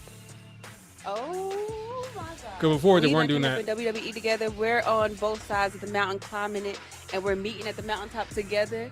This means everything. See, Rhea was in character. Bianca is not. Women, and it's my face. That's me. My big thing is you say it out loud so that it has to happen. You have to hold yourself to make it happen. Being on the cover of WWE 2K24, coming off of a cover that John Cena was on, who was somebody who helped guide me in this way, just outstanding. This is special. This is what everyone's Great stuff, talking man. Great stuff. What? 3 deserving superstars: Rhea, Bianca, and what is Nick Khan talking about? See, this might actually get me in trouble. Let me see. You two are seemingly the people that are being talked about as currently directing the ship that is the WWE. Is that accurate? And how has that been? Right. Now that you Exactly. two are kind of WrestleMania 41. Paul That's the vision. Levesque, the King of Kings, Triple H, he's the Hunter. one who introduced me to WWE, Hunter. He's the one who first introduced me. Oh, So Nick Khan when I talking about. was an agent, my prior profession, and I was trying to get into the WWE business, Paul had called me, unsolicited call, and this is when Tim Tebow had just gotten cut by the Patriots. Paul called me, he said, hey, I just want to introduce myself. My name is Paul Levesque. I said, oh, yeah, Triple H, I know who you are. I remember you as Terra Rising. Yes, His former WCW. wrestling name from WCW, exactly. I said, I know who you are. He's like, oh, you know WWE? I said, yeah, I know WWE. I grew up a fan. I was an usher at WrestleMania 9 at Caesar's Palace. I said, what's going on? He said, hey, what do you think of Tim Tebow against the Big Show at whatever that WrestleMania was after the Patriots run? And I said, what are you thinking? He offered some financial terms. I called Tim Tim at Tebow the versus time, the what Big do you Show. think? Tim and I had then a top secret private meeting, Tim Tebow, myself, Vince McMahon, Triple H in Anaheim, California, about that. Ultimately, it didn't happen. Oh! But Right. Triple H and I remained in Tim touch. Tebow versus the Big And Show over time, at WrestleMania. he was the one who said to me, hey, I think Vince may want to meet with you. I think you told me you're going to be in Dallas this weekend. Dallas was where Raw was. I think you told me you're going to be in Dallas. That's good that you're going to be there, because if I told Vince you were flying in for the meeting, he'd say, don't do it. I may have to cancel. It's Raw, it's Raw, it's Raw. But I know you're going to be there. So plan on meeting with Vince. I went the night before because, of course, you don't want to go day of and be late and this and that. Nobody wants to hear the, hey, my flight was delayed nonsense. So I went. I sat in a hotel room. Paul called me. He said, Vince is ready to meet. I went to Vince's office, met with him. I pitched what I had to say. And we shook hands on a deal, and here we are. I love that. Wow. Hell yeah. Yeah, you're already going to be there, right? Yeah.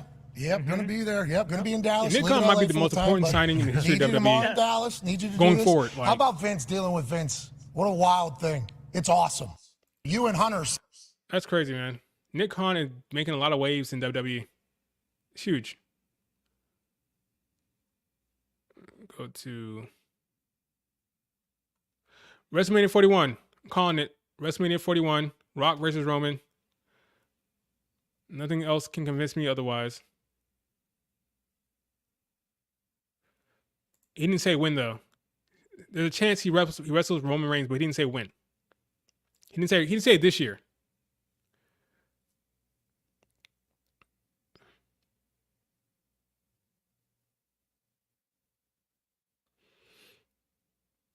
It's crazy.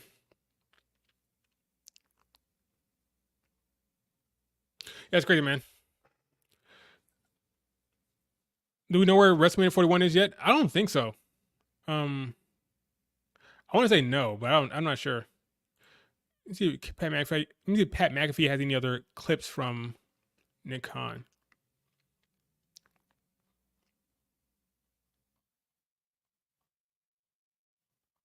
Greg Olson. Let's see. That's one I just watched. Okay, what was this one? Greatest era in wrestling ever. But maybe a stupid question. With this big move to Netflix, congrats again. Is it Raw still going to be on Mondays? Is it going to be Monday Night Raw? As we Yes, know Raw still on Mondays. Mondays. Going to be different days. What was that conversation like? And looking forward to this answer. Yeah, we all are. At this moment in time, it remains Monday Night Raw. But keep in mind, we got 10 and a half months until this deal's up and running. So we're looking at what you're looking at and what everyone else is looking at. You have the proliferation of gambling with Monday Night Football. You have an enhanced Disney package, better games, all credit to Jimmy Pitaro, the Bob Father, as Pat, you and I call him. You coined that term, Bob Iger, and all the other good folks at Disney. You got the Manning cast. You got this year, it was on ABC and Basically, ESPN. Monday night, not a good day for Football. Raw. You got last season, the Too much playoff NFL game content. that they got, I believe, was Tom Brady It's gonna be at Tuesday Night the Raw. Cowboys, or the season before, whatever that was. You also have the College National Championship, football and hoops on Mondays. A lot of content on So you got a Mondays. lot of Mondays where there's stiff competition. That said, even against Alabama, Michigan, and the Washington, Texas game a few weeks ago, Monday Night Raw did a 0.6 in the 18 to 49 demo, which is a massive rating against big competition. Yeah. If we Is that stay so? on Mondays, it'll work. If we move it to a different day, we think it'll work too. Such a babyface promo right there. Yeah. Listen, here's all these other things. You hear the stats? Also, just still at a 0.6 if you need to hear it. I'm excited that Nah. you're taking all that into consideration, obviously, as football. I'm convinced that it's going to be off Monday rights eventually. Okay, it's on. Is it Minneapolis? Gotcha. Yeah, I think it's going to be off Mondays. I mean, why not? If Netflix feels like they're not getting the ratings because of Monday Night Football, they're going to take it off Mondays. Now the problem is, if they put it on Tuesdays, I mean they don't give a shit about NXT. So NXT might have to change days. NXT needs to go to Thursdays. I don't think they need. I don't think they need to be competing with AEW. They don't need to. They should do Monday Night Raw until NFL season comes around. When NFL season comes on, it should be Tuesday Night Raw, and then Netflix will. And then NXT could be on Thursdays.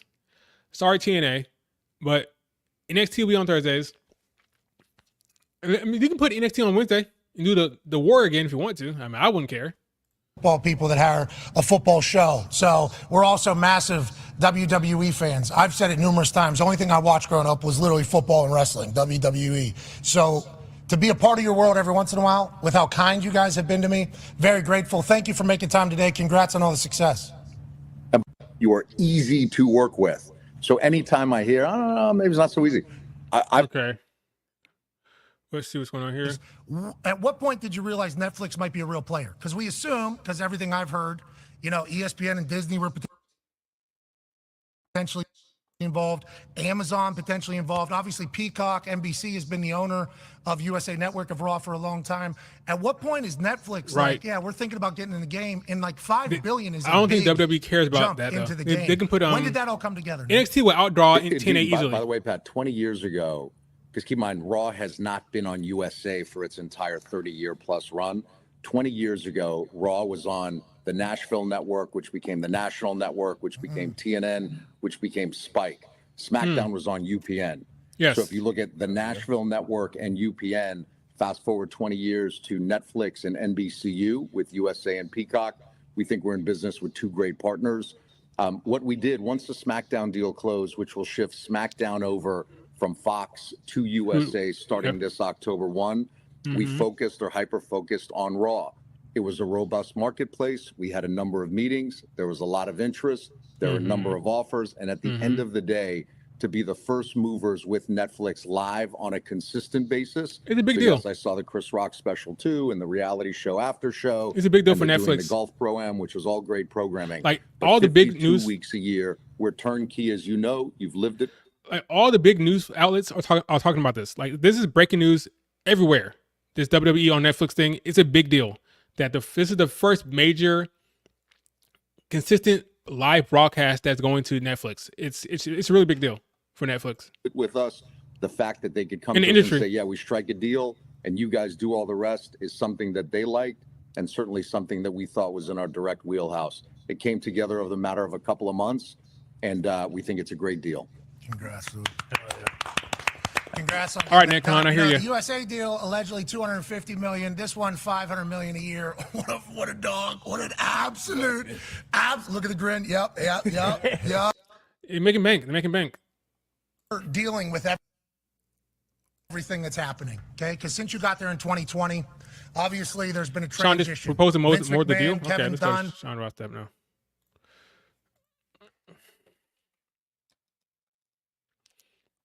Good old Fightful.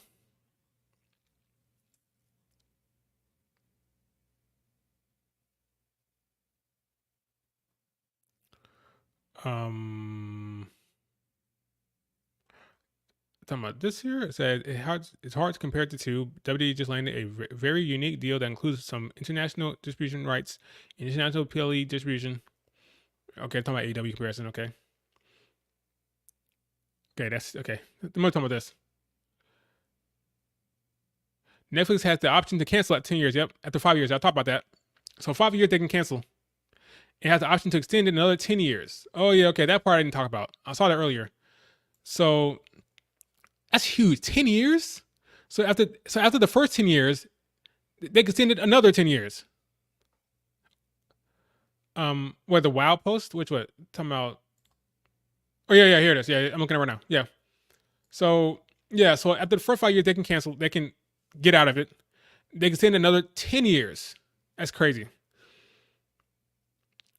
Whichever Netflix chooses. 5 years, 10 years, or 20 years. Yes. So after 5 years, they don't like what they're seeing.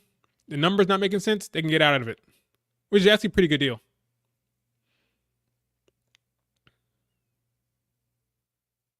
Yeah. So 20 years could be the Netflix deal. 20 years. They have the option. So WWE can get out of it. They can't get out of this. Only Netflix can get out of it. Netflix can get out of it in 5 years, 10 years, or 20 years. That's crazy. That's crazy. Brandon Thurston. He always brings the good news. He always a good outlet for news. That's crazy. said something about Nick Khan and Vince McMahon. Happening, okay? Because since you got there in 2020, obviously there's been a transition. Vince McMahon, negotiate this 5, been able to handle the. You talk to you as friends, consigliere, whatever role you say. Get to it. All right, I'll move it along. Yeah. Thank you. Look, look. One last thing on that. There would be no WWE without Vince McMahon and Kevin Dunn. Both, in my opinion, the greatest. It was time to transact. He allowed me to sit side by side with him in the process, to hear all of the different pitches. It was a robust marketplace. Endeavor had the best proposal we felt for our shareholders. I see you later, Dan. We are, with the Netflix deal being announced today, with Dwayne Johnson being added to our board of directors. We feel like it's a great start to what should be a beautiful next chapter at WWE. Yeah, you guys have done fantastic. And shout out to Kevin Dunn and Vince both. They've been far too kind to me and all my guys. Okay. Yep. So that's pretty much it. No, nothing really more to add there. Big news day for WWE. I will turn over to you guys. I'll go for another like 10 minutes. Do you have any questions for me while I'm here? We're going for an hour and 30 minutes. God damn, time flies. Jeez.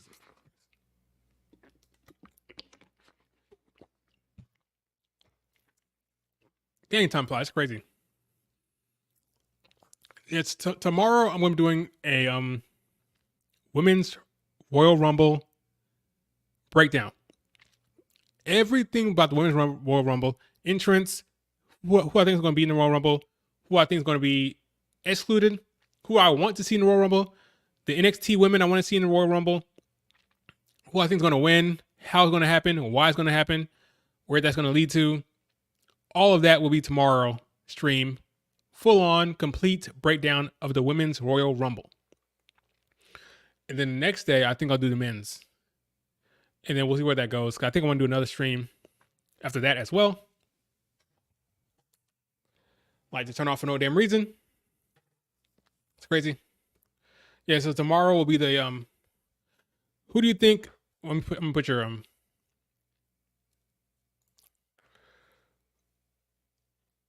who do you think Raquel wins the first women's title this year? Her first one. If she turns heel, yes. I think Triple H is holding off until she goes bad. I think heel Raquel is going to be a problem.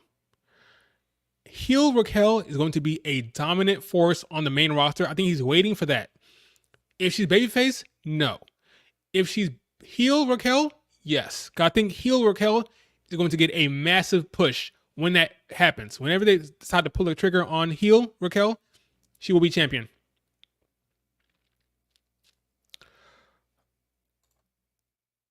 Yep, it's still gonna be tomorrow. All women's Royal Rumble, complete Royal Rumble breakdown of who's gonna be in it, why, what other surprises might be, storylines, all that stuff. Will Jade Cargill be in it? I don't think so. We'll talk about that tomorrow. I wouldn't mind Raquel dethroning Rhea. I don't think babyface, like I said, I don't think babyface Raquel will do that. I think heel Raquel can win eventually, but it won't be against Rhea. I think Rhea Bianca. It's like this. Rhea Bianca has been built up for WrestleMania 41, I feel. Finish the story. I think it's very purposeful. It's very purposeful that they have finished the stories tagline with Cody, and then the same ad you have Bianca and Rhea talking about their stories, right? You have Bianca on the left, Rhea on the right. Matter of fact, let me pull up this picture right now. I think it's very, very possible. I think I tweeted about this earlier. I think it's very possible that we could be getting Bianca Belair versus Rhea next year. Well, this year as a big story because of this right here. Okay. This right here. 2K, finish the story, right? This is intentional. God, I'm telling you, this is intentional. It's intentional. This is not happening for no reason. I'm telling you, it's not happening for no reason. Triple H knows what he's doing. He kept them apart. He kept them apart for so long for this moment. Built up Bianca Belair. Put her on the side for a second. Built up Rhea Ripley. Built her up. Now we're going to get Bianca versus Rhea. This is the feud. This is his feud. This is the one he wants. It's going to happen. Okay? I'm telling you, this year, Bianca versus Rhea will happen. And it'll go all the way to Mania. This is the feud.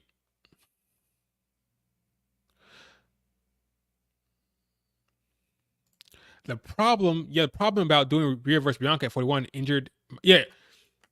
Injuries might happen. That's the problem with putting things off. You never know.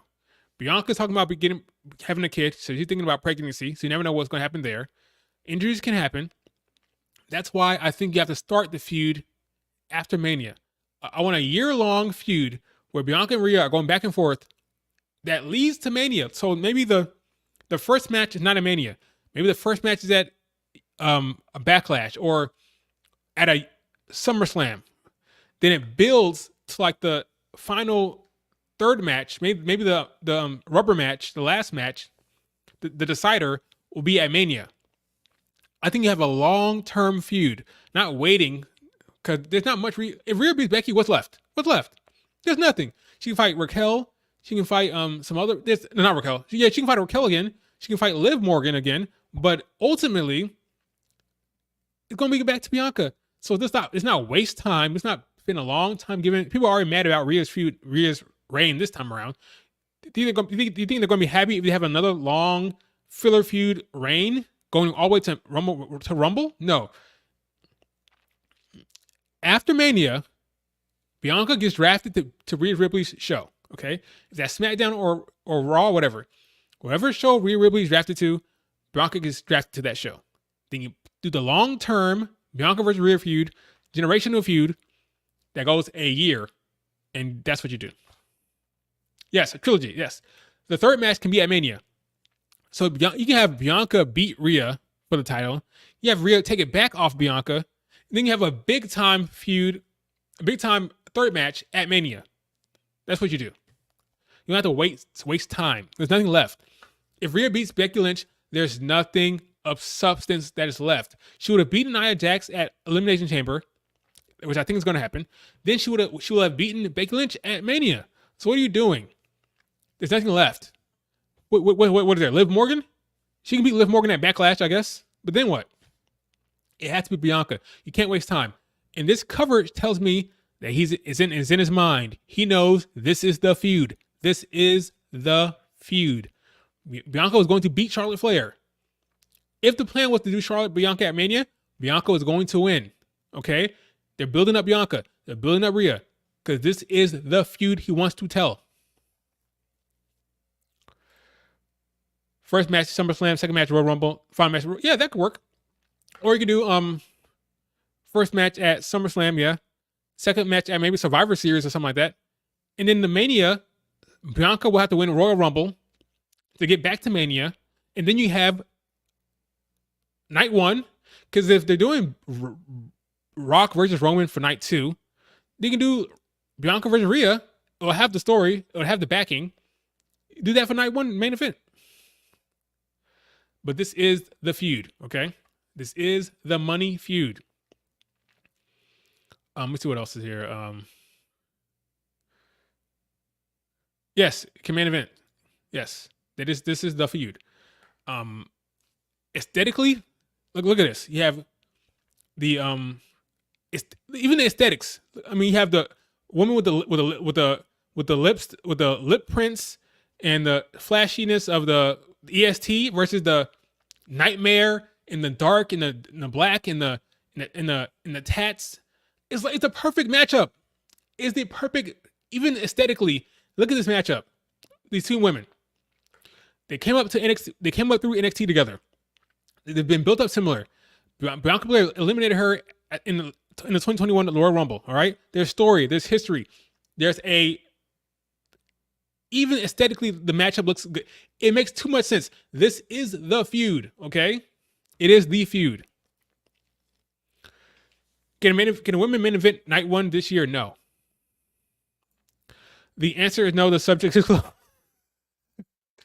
The answer is no. The subject is closed. Unfortunately, CM Punk has to finish his story, and CM Punk's story is to main event WrestleMania.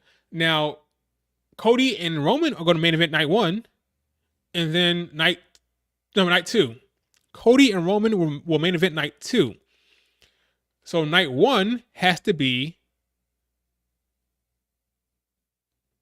Seth and CM Punk. Sorry, Becky and Rhea. I don't think so. I just don't think so. CM Punk wants to finish the story. The only way CM Punk can finish his story is if he main events Mania. He won't main event night two, but night one, he can do that with Seth. And Becky Lynch is not going to complain. Becky Lynch her husband will be in the main event. What is she going to say? No, Seth, no main event for you. It's not going to happen, right? So she's not going to be that mad. She'll be more mad if it wasn't Seth.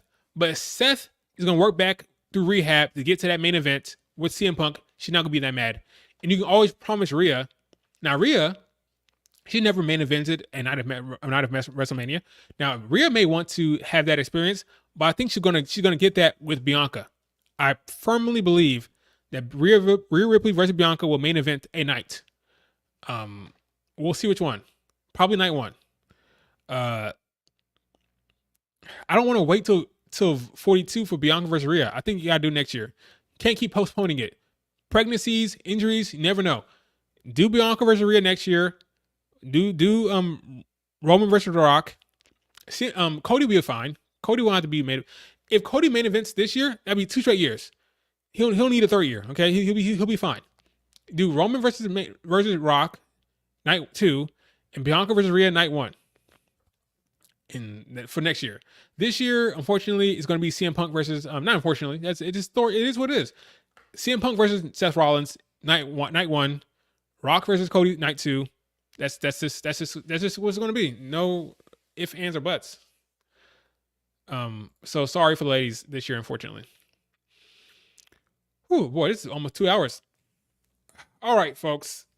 Tomorrow will be Rhea should have main evented WrestleMania last year because the match 8, but still the build wasn't great. Yeah, that's a problem. The story for Rhea versus Charlotte was, I want to be a star. That was the story for Rhea Ripley. I have to beat you to be a star. And if you noticed, the fans wanted her to pick Bianca. Do you guys remember that? When Rhea Ripley won the Royal Rumble, the fans wanted her to pick Bianca. She did not. Why? Because Triple H wanted to keep her away from Bianca and build her up. Because Bianca was at the top of the mountain, and he had to build up Rhea to get there in order to have the feud. Okay, in order to have the feud, Rhea Ripley had to beat a horsewoman. So now that she has one horsewoman victory under her belt, like Bianca does with Sasha, she's going to get another one under her belt by beating Becky, like Bianca with Becky, right? So Bianca will beat Sasha and Becky, Rhea will beat Charlotte and Becky, and then you have, the matchup, Rhea, Bianca, Mania, long-term feud. It's there. I will take no lip from anybody. This is the match to do. And I'm looking forward to it. All right, guys. Tomorrow will be all women Royal Rumble stuff. Everything about the women Rumble about the women. Jade Cargill, Dakota Kai, is she showing up? Tiffany Stratton, is she showing up? Roxanne Perez, is she showing up? Talking all of the matchups, like in the ring, like all the face-offs. Will Jade Cargill be there and face off against Bianca Belair? Will we have that matchup in the Royal Rumble? I have a whole lot to talk about. I have a whole lot to say about that. A whole lot to say about the matchup between Bianca and Jade in the Royal Rumble, that face-off. Will they actually do it? I'm not sure they do. We'll talk about that tomorrow. Becky, Bayley, who's going to be in the Final Four? Who's winning it? remember when Vince McMahon tried to run Bianca versus Rhea at eggs? That's a good. I'm glad you brought that up. Remember when Vince McMahon tried to run Bianca versus Rhea at Money in the Bank in 2022? Rhea got injured and it never happened. Right. And Rhea Ripley said, and I quote, "It was a blessing in disguise." Why? Well, Vince McMahon was going to book Rhea to lose. It was going to be a pillar feud. It was a one-off. If you remember, when Bianca beat Becky Lynch, from the get-go, Dave Meltzer reported, and I agree with him, it was obvious, he reported that the match at SummerSlam would be Bianca versus Becky. They're going to run the rematch at SummerSlam. That was set in stone. Rhea Ripley was going to be a filler feud. She's going to face Rhea Ripley at Money in the Bank, beat her, and that was going to be the end of it. And Rhea Ripley, I can find her quote for you. She confirmed it herself. She said that was going to be a one-off. It was a blessing in disguise that I lost. That I got injured because my match with Bianca was going to be a one-off. It wasn't going to be anything. Now, because that didn't happen, they saved it by accident. She hurt herself in the match, and because of that, they had to replace someone else for her. They had to do some other match, and now they actually can preserve that matchup. Because Vince McMahon was going to book Rhea to lose. That is obvious. It's obvious. So it worked out in her favor that she got injured in a funny way. And she said that herself. Like, this is her own word. Like, it was a blessing in disguise that I got hurt because I'm going to have a one-off with Bianca. And now we can tell a good story and a big story with Triple H, because Rhea Ripley has said herself that she said, and I quote, "When me and Bianca feud, it will be the greatest feud of all time." Now she said that when her and Bianca feud, it will be one of the greatest stories in the history of women's wrestling. That's what she said. And I believe her. There's no excuse for this not to be one of the greatest feuds ever. They have the talent, they have the look, they have the star power, they have Triple H in the creative. There is no excuse. This feud should be one of, if not the greatest feud in the history of women's wrestling. Bianca versus Rhea. Rhea said it herself. I agree with her. There's no excuse. Tell the damn story. Make it make sense. Build it up. Hype it up. Give him that Mania spot. It's all good. But yeah, it was a blessing in disguise, according to her herself. Blessing in disguise. Rhea's character was not established back then. Yes, she was just a she was a member. She just joined Damage Control. She just joined the Judgment Day. She was fresh in that faction.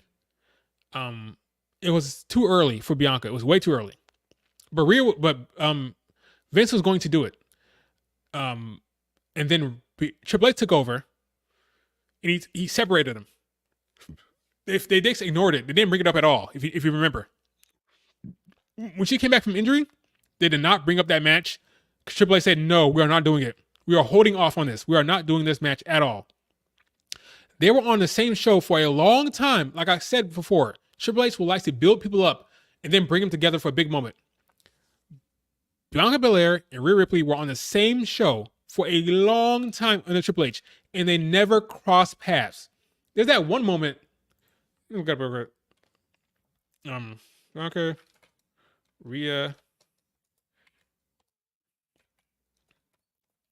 face off, backstage. Here you go. Images. It is right here. Now let me see if I can put this on Twitter real quick. See if you can see this. This is what Triple H does. He does his crap. Sometimes it pisses me off. Here it is. This image was the one time Triple H had them backstage together. They did not cross paths the entire time after Triple H took over, except for this one moment. Rhea Ripley said to her, "Champ," and Bianca just walked off. That is it. That is the only time under Triple H. This man does not like to have them cross paths. He likes to build them up, and then have the big crossover when it happens. This is the only time these two ever cross paths under Triple H on Raw. They're on Raw for a long time together, a long time, and this was it. And of course, then they had the during the I want to say War Games. They touched in during War Games, but there's no kind of feud, nothing. because Triple H did not want to do it because he knew that he needed to get Rhea elevated. He had to build up Rhea to be a monster. So now you have the monster heel in Rhea Ripley and the monster babyface, and they soon will cross paths this year. I believe it in my bones. Yes, it's going to be the feud in the women's division. It will. So that's what Triple H does. He will keep them apart, build them up, and then have the moment. And Bianca will have her 2 WrestleMania horsewoman wins. Rhea Ripley will have her 2 WrestleMania horsewoman wins, and then you have them drafted the same show. So wherever Rhea goes, that's where Bianca should go. If Rhea stays on Raw, Bianca should go to Raw. If Rhea Ripley goes to SmackDown, Bianca should go to SmackDown, and then you start the feud because there's nothing left to her. There's nothing left. It has to be Bianca. That was before the Gauntlet match was under Vince McMahon. Bianca vs. Rhea happened under Vince McMahon in that Gauntlet match. I'm talking about when Triple H took over. Let me look up that Gauntlet match, actually. I'll put it in the stream. Bianca, Rhea, Gauntlet match. When was this? This was February 2022. Okay. Triple H didn't take over till later on that year. So this is under Vince. Vince had the Gauntlet match for sure. But after Money in the Bank, after she hurt herself and she couldn't make the Money in the Bank match, that's when Triple H took over. Yes, that was booked by Vince. Vince did not care about Rhea Ripley. Vince saw Rhea Ripley as he had her in a tag division with Nikki Cross, right? Then he had her going to lose the Money in the Bank match from Bianca Belair. He did not see Rhea Ripley as a big time talent to be protected. He valued her. She was over, but she was not protected under Vince. Triple H took over and said, no. Vince, this is my girl. Rhea Ripley is Triple H's daughter. That's my joke. That's a joke I use. Rhea Ripley is Triple H's daughter, okay? He loved Triple H. The second he took over, she did not lose. The last time Rhea Ripley was pinned was when Vince did it. Vince had Liv Morgan pin her back in 2022. Rhea Ripley has not been pinned since 2022. Let me see. Rhea Ripley cage match. After Triple H took over, that woman did not eat a pin since. Triple H loves that woman. Where is Liv Morgan beats? Here it is. May 20th. Liv Morgan defeats Rhea Ripley. She has not lost since May 30th. We're coming up on 2 full years since Rhea Ripley has been pinned. Crazy. It was a roll up. Yep, it was a roll up. Yep, it was a roll up. Bianca was Vince's favorite. Yes. Vince loved Bianca, as Triple H does too. I want to make something clear, because there's a lot of things that people say online that's kind of stupid. Triple H, I believe his favorite, if I had to pick a favorite, is Rhea Ripley. I agree, it's Rhea Ripley. Vince loves Bianca, but Triple H also loves Bianca. Clearly, I mean, look at what he did with the cover. Triple H loves Bianca. He's protected Bianca the whole entire time. Bianca has never lost a clean pin under Vince or Triple H. Both of them have protected her. Bianca Belair is loved by Triple H and Vince. Triple H has protected her the entire time. Do I think he prefers Rhea Ripley? Probably yes. But they're both protected, and they're both the faces of WWE under Triple H. So Vince McMahon loved Bianca. Triple H loved Bianca. They're both protected under Triple H. Bianca fans, Rhea Ripley fans, Cody fans, they don't have nothing to worry about. They got nothing to say. Triple H loves them all. He loves Rhea Ripley. He loves Bianca. He loves Vince. If Rhea Ripley is 1A, Bianca is 1B. Like, it's clear. She's protected. She's protected under Triple H. She really is. She is protected. For sure. But why did Vince make Bianca lose to Becky 26 seconds? Well, the reason why is because Vince wanted to pop he wanted that splash. He wanted to make a splash event. I forgot the reason why. I think he was competing against something. He wanted some reason why he wanted to make a big splash. He decided to bring in. Oh yeah, I know why. Oh my gosh, it was supposed to be Bianca versus Sasha Banks. Remember, Bianca was supposed to face Sasha Banks.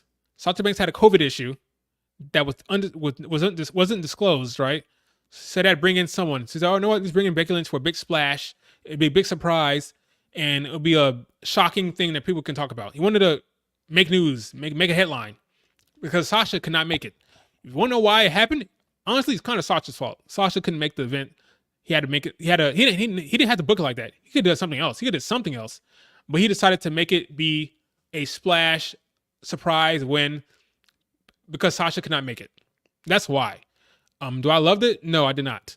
But that moment got me back into wrestling. I had stopped watching wrestling.